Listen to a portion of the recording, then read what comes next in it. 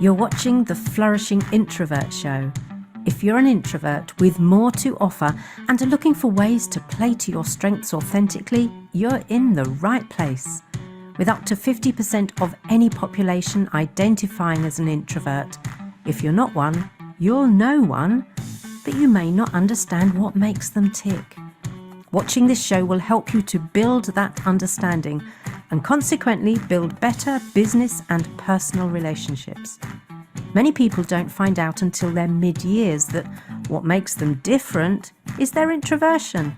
So this show is also for you if you're curious about becoming the best version of yourself. Let's get started. Hello and welcome. Thank you very much for joining me. Come on in, make yourself comfortable and join me while I explore something that I've become very present to recently. And I'm wondering whether it's part of our neurodiversity as introverts to take things too seriously, or actually whether that's another part of neurodiversity that isn't around introversion. So I'm going to explore that a little bit today. Now, for those of you who haven't joined me before, I'm Joanna Rawbone, the founder of Flourishing Introverts, and I'm on a mission to shift the extroversion bias that frankly exists in most of society, in the education system, in organizations, and that bias needs shifting so that introverts can actually own their introversion and live a life with confidence, pride, and a lived experience of equity. And we're actually a long way from that right now. So the ideas for this week's episode came about because the episode last week was where I was riding. Sorry, I've got some flashing things going on my screen, which I'm not sure about. So hopefully that'll stop in a moment. That stopped.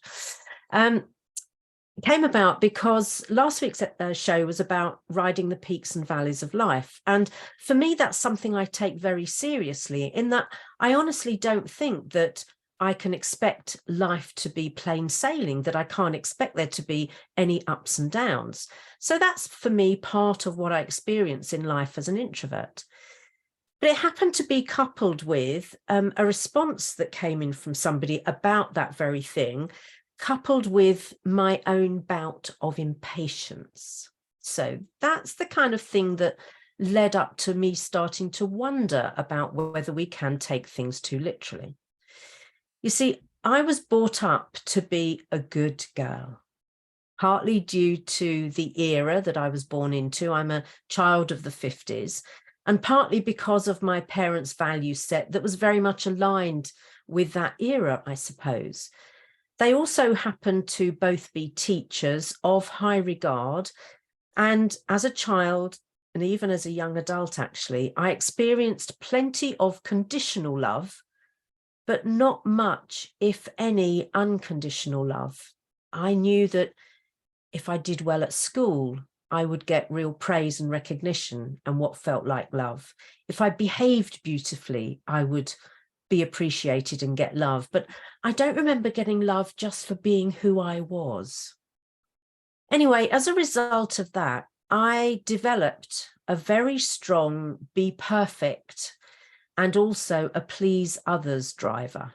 Now, if you've come across those before, they're the Tabby Carla drivers that we talk about as part of transactional analysis. And certainly I've shared a little bit about them before, and no doubt I'll talk about them again. There are 5 drivers. I just happen to have that combination of be perfect and please others as a strong combination. What I've also noticed, though, is that I can take kind of general ideas, idioms, pearls of wisdom too literally sometimes. And I have my suspicions about the neurodivergent root of that. And we may explore it in our conversation after this show, but I think it's a fascinating area, whether it is just part of the introversion or whether it is something else.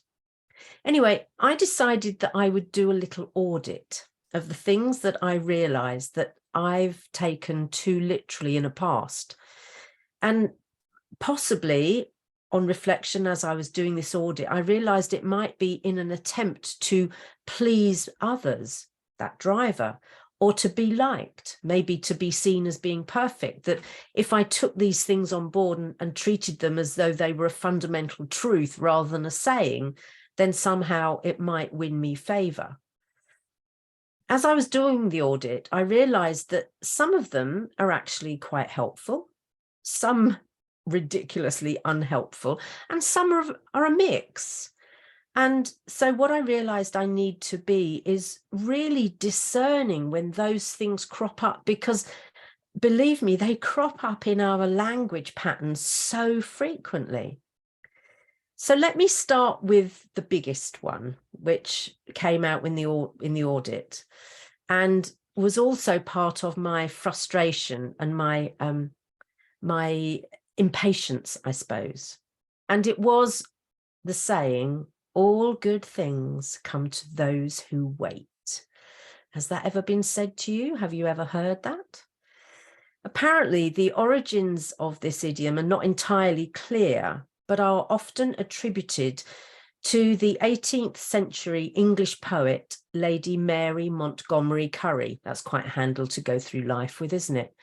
And she wrote a poem called The Bud, which includes the line, all things come round to him who will but wait. So this idiom suggests that success and happiness will simply fall into our laps if we are patient enough. And that's as opposed to emphasizing the importance of taking proactive steps in order to achieve our goals. I think it's the mistake quite often that people have made around the idea of the law of attraction, because actually people have felt that meant that meant all I had to do was think about something, sit back and wait, and it would come to me. No, it actually requires action. And I've talked about that before as well. So for any of you like me who are ambitious introverts, we know that, okay, we can be quieter than the average bear and calmer perhaps than the eye of the storm. But don't let that fool people, because many of us possess an inner fire that fuels our ambitions, but we don't necessarily want to shout about it. And we certainly don't want to pursue those ambitions inauthentically. So there are several reasons for me why this particular piece of advice, why all good things come to those who wait, is, I think, potentially going to harm our progress. So let me take you through a few of them, and I'll be interested to hear your comments about this too. So the first thing is that waiting is a passive process. You know, when we're not always noticed and appreciated, waiting passively is not going to help us. It's not going to get us noticed. It's not necessarily going to get us where we need to be. I believe we need to take charge of our lives and pursue our goals with determination. And this means that we do need to have a clear and unbiased view of where we want to be going in the first place. I've talked in previous shows about the fact that I'm not a lover of hard-nosed goals. I much prefer the notion of intentions, and intentions are still those things that are where I'm intending to go. But it is also so useful to have a real sense of where you want to be, what you want to be doing, how you want to be feeling, and what you want to have. And all of those things are going to help create a well-rounded and balanced set of goals, if you like that phrase, intentions, if you're like me, that are going to satisfy us rather holistically, I think. So don't get caught into the trap of waiting passively, because frankly, I fear you will be disappointed. And then when you're disappointed, what happens? You go into victim mode and, well, I waited and nothing showed up, nothing happened. Secondly, I think that one of the things that can happen is that waiting can lead to missed opportunities, because unless we're really tuned in and looking for those things, they're likely to pass us by. And we know that opportunities are unlikely to knock on our door. We have to co-create them, or at least really pay attention and get curious about, is that an opportunity? Let me explore that. And it's why a few weeks ago when I talked about, going down rabbit holes, sometimes I think we do need to go down a rabbit hole or two to see if it is an opportunity or not, rather than just assume that actually all rabbit holes are off limits, as it were.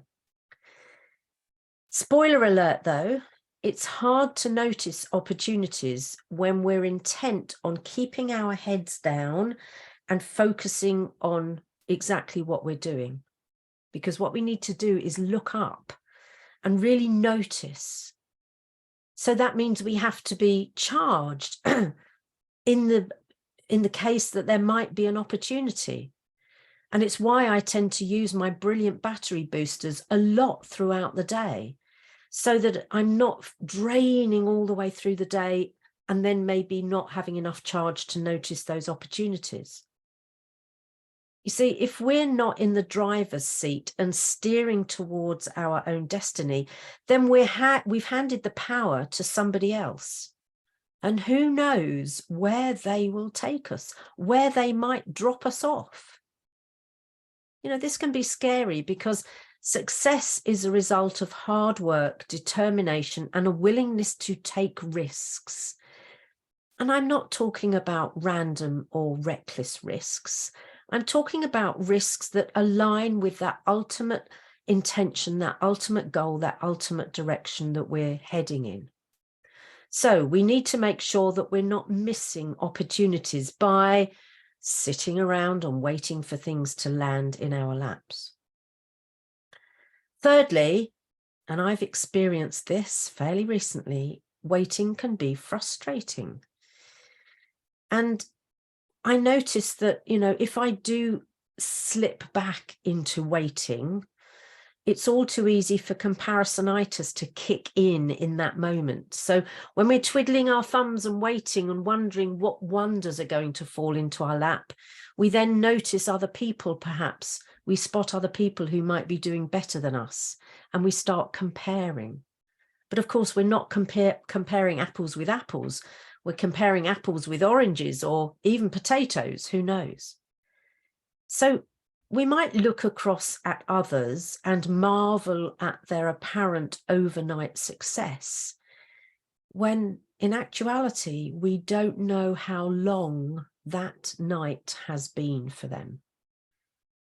Far better to consistently focus on our own activities that are moving us closer towards where we want to be, how we want to be feeling, what we want to be experiencing.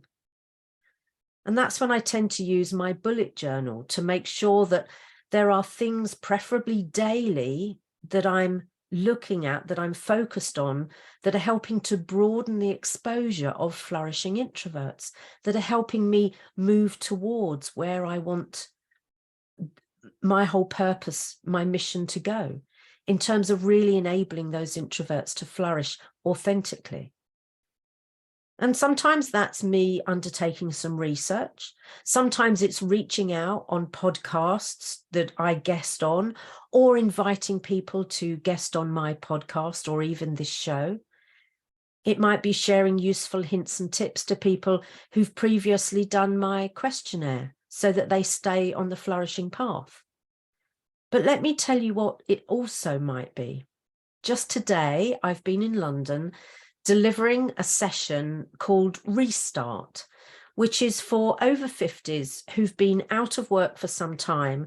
And one of the big law firms that I do some work for puts on this pro bono program to help these people kind of re-enter the workplace. And we had a fabulous session today. And because I've been talking about my personal brand, because I talk about elevator pitches, which are old hat, but still really useful, I talk about the work I do with introverts, even though they weren't a group of introverts. And towards the end, a really delightful lady came up to me and said, my son was at a school, and the headmistress of that school is really empowering and advocating for introverts. Can I connect you? Yes, absolutely. So we don't know when whoever we're talking to, when we might actually be expanding the reach of whatever it is we're trying to achieve. Next on my list is that, and closely linked actually to the frustration of waiting, is that it can be discouraging. Certainly in my experience, and I've worked with so many corporate clients who hoped that their good work, their loyalty, their commitment would get them the promotion that they knew they were capable of, only to be disappointed year after year after year. They will tell me, and they will probably tell others around them, just how discouraging and demoralizing that can be. You see, when you're not being proactive, when you're sitting back, when you're head down and actually hoping that things are going to come your way, it's easy to start to doubt yourself, wonder if you're ever going to achieve what you set out to, or for that matter, if you'll ever reach your potential. For me, the trick here is to notice when you're getting in your own way. And that was another phrase I used in the training today. I said it somewhat lightheartedly to a group that I was working with, when they said that they felt kind of sick, almost having to do their elevator pitch. And I said, actually, that's just you getting in your own way. And you need to get over yourself. This is just you talking about what you love doing to people who may or may not be interested. So, but if you stop yourself sharing it, they will never know. So if you catch yourself in those moments where you're getting discouraged, then plan your way out of it, because success is a journey. If it matters enough to us, then we know we're in it for the long haul, and we know that it's worth planning to get out of those moments of discouragement. We have to spot them first, recognize them for what they are, and then say, okay, how am I going to turn this around? Last on my list, just for this first idiom, which about all good things coming to those who wait, is that waiting is frankly just a way of procrastinating. So it's a waste of time. And time is such a precious commodity. You know, so many of us now know that there's too little time to waste it. I've said before that I've lost too many really good friends younger than me, and that's not acceptable. So we can't waste, or I don't think we should waste time.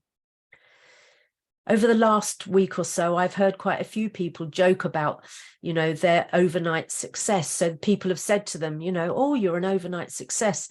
And one person, I was actually watching a TV program, and they said, yeah, it's taken me 20 years to be an overnight success. Now that is a reflection of how long that night was. And as we've already said, this is a long game. So persistence and consistency is the name of the game. So to me, it becomes obvious that the alternative to waiting must be purposeful action.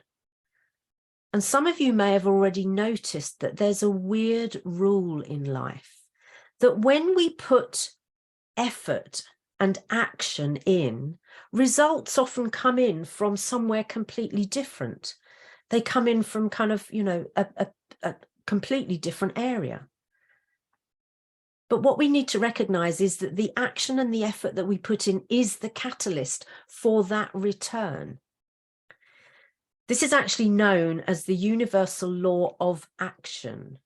And far from fanciful, like the law of cause and effect, this law is a fundamental principle of physics which describes how the physical world operates. You put effort in, we'll get something back from somewhere, not necessarily where you've put the effort in. So in our context here, the universal law of action means that our thoughts, our feelings, our actions have a direct impact on our lives and the world around us. Positive thoughts, positive feelings, positive actions tend to lead to positive outcomes. While, guess what? Negative ones tend to lead to negative outcomes. And I've spoken before about how as humans, we are pre-wired with this negativity bias. So it takes something to actually override that and really start to focus on the positive without becoming toxically positive. This law also implies that we're responsible for our own lives and the outcomes we experience, and that we have the power to create the reality we desire through our thoughts and actions. It encourages us to be mindful of the energy we put out into the world and take responsibility for the consequences of our actions, because things don't always work out beautifully. Remember those peaks and valleys of life that I talked about? That's to be expected. I think the thing to do is to work out, what action should I be putting in? And that's the bit that has had me a bit overwhelmed recently, because there are so many possibilities. There are so many moving parts in what I'm trying to achieve. It's hard to prioritize and know where I should be putting in the action. I'd say a good start is to get a great coach. If you're employed, then your employer may well provide one. If you're not employed, then find one externally. There are plenty of great coaches out there. But the best start might be to sign up to the Unfulfilled to Flourishing program that is starting on May the 3rd. Yes, we have a start date now. I'm encouraging potential participants to book a call with me to make sure it's the right thing right now, because I'm not interested in selling people into any of my programs, but I am keen to help introverts unlock their potential. And at the end, I'll put out an information page so you can see if there's something in there for you. And if there is, that's your opportunity to get into your driving seat. But let's spend a bit of time looking at other sayings and idioms that may or may not help us. And again, I'm pretty sure you'll have heard of some of these. Patience is a virtue. Closely linked to the first point, I think, about waiting. And in the 14th century, Geoffrey Chaucer wrote a line in the Canterbury Tales, and I'm a girl from Canterbury, so this is close to my heart, that read, "Patience is a conquering virtue, the learned say. It conquers all by force of calm." Calm is something I generally recommend, especially when all around you are losing their heads. However, too many of my clients have been told patience is a virtue when they've questioned why they're not being progressed, why they're not being promoted, or why they're not being helped to develop a coherent career plan. So it's often used to shut people down by implying that they're being impatient for asking for what they need. But don't be fobbed off. Make your own plan, get in the driving seat. It's your life, so live it on your terms. Let's do a couple more. Ignorance is bliss. Well, I suppose I can see some rationale for this, but as a lifelong learner, I can see little benefit of real ignorance, because that for me is a rejection of knowledge. It's a kind of closing yourself off to that information.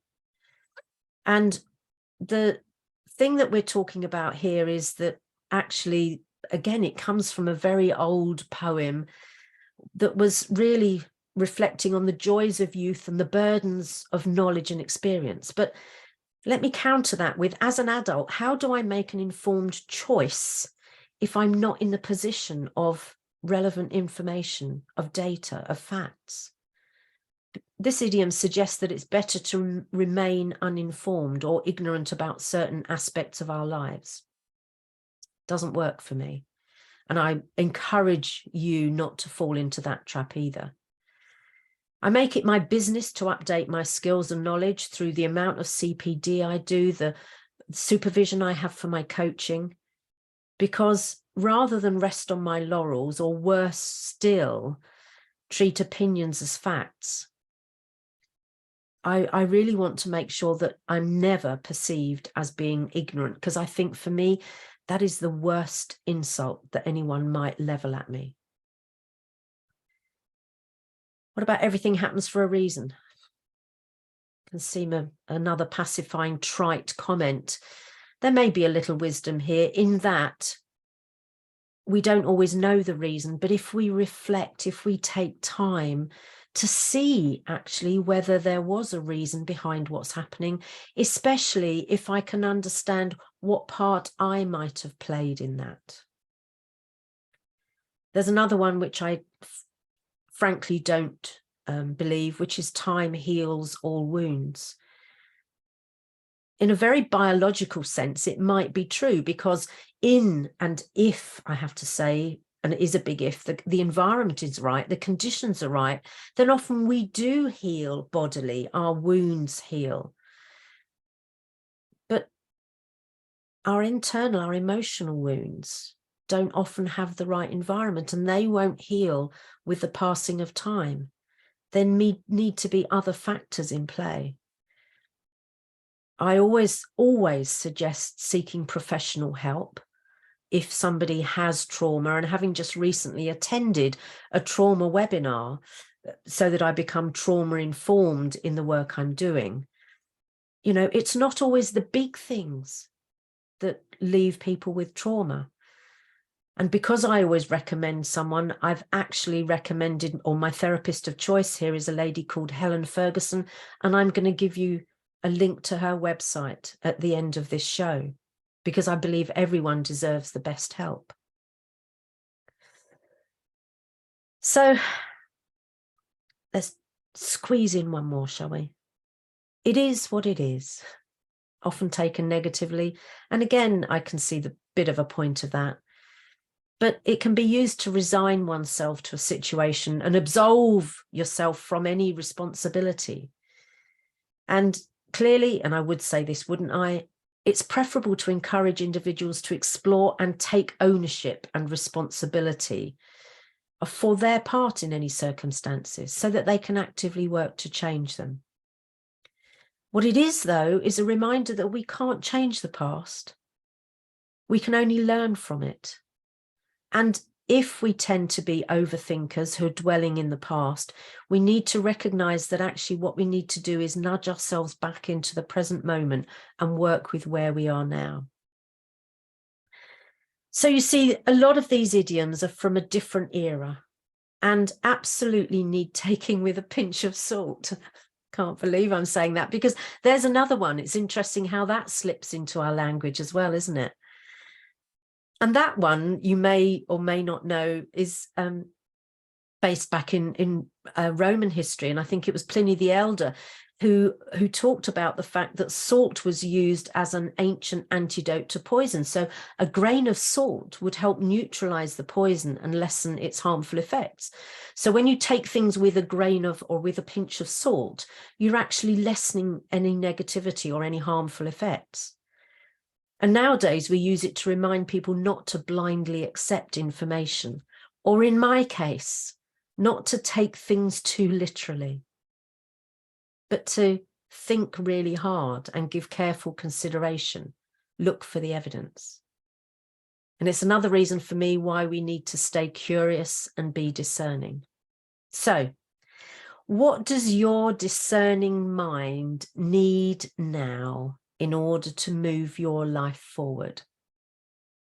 You're very welcome to look at the Unfulfilled to Flourishing module that I'm talking about, workshop program that I'm talking about, and it's up on the screen there. You can see the flourishinghub.com/blah, blah, blah. I'll leave it up there for a while.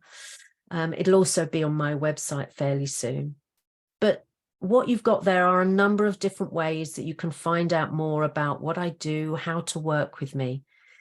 And I've also, as I mentioned, put there Helen Ferguson, who is the best trauma therapist I have ever worked with. I would strongly recommend, if anybody needs help, to go to Helen. She is an absolute marvel. So much compassion, and she trains social workers and other therapists, so she really knows her stuff. So thank you for joining me. Also up on the screen at the moment, you'll see my email address. And if there is anything that you would like me to cover, drop me an email and I'll very happily consider that as a topic to explore at some later stage.